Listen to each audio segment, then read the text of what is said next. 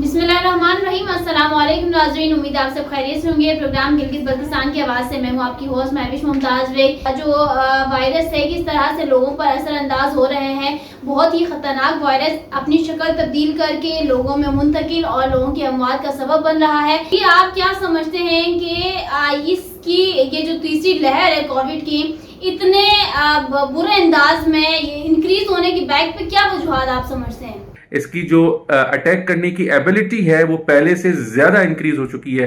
पहले सिर्फ ये एडल्ट्स को, जो एडल्ट थे मोर देन 60 ईयर्स एज, क्योंकि उनमें इम्यून सिस्टम कम होता है, उनको ये इफेक्ट करते थे। लेकिन अब ये जो यंग जनरेशन है उनको भी इफेक्ट कर रहे हैं। ना सिर्फ यंग जनरेशन बल्कि हम देखेंगे तो बच्चों को भी इसने अब इफेक्ट करना शुरू किया है।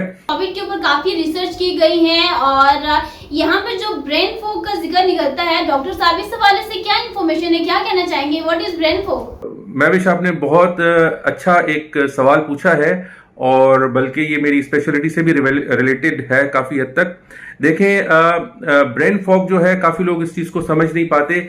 जिन लोगों को कोविड होता है और वो उसकी सिवियरिटी में जाते हैं, like moderate to severe cases जो उससे होते हैं या जो वेंटिलेटर से वापस आते हैं केसेस, उनमें विथ टाइम सर्टेन सिम्टम्स पाए जाते हैं, जैसा कि उनकी जो है मेमोरी लॉस हो जाती है, डेमेंशिया की तरफ जाते हैं।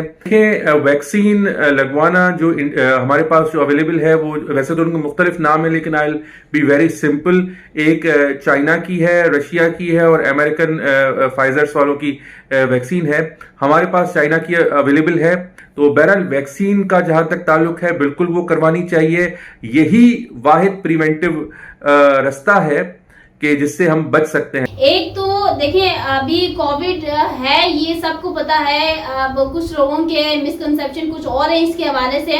मैं आपसे ये जानना चाहती हूँ कि क्या इसके हवाले से प्रिवेंशन और मेडिकेशन किस कदर इम्पोर्टेंट है और इसके ऊपर इम्प्लीमेंटेशन किस तरह से हो सकती है या फिर की जा सकती है? और ये बहुत ज्यादा रेशो है। अगर हम देखें तो एशिया में, साउथ एशिया में हम दूसरे नंबर में है इंडिया के बाद, और एशिया में शायद हमारा 7th नंबर है, 6th या 7th नंबर है।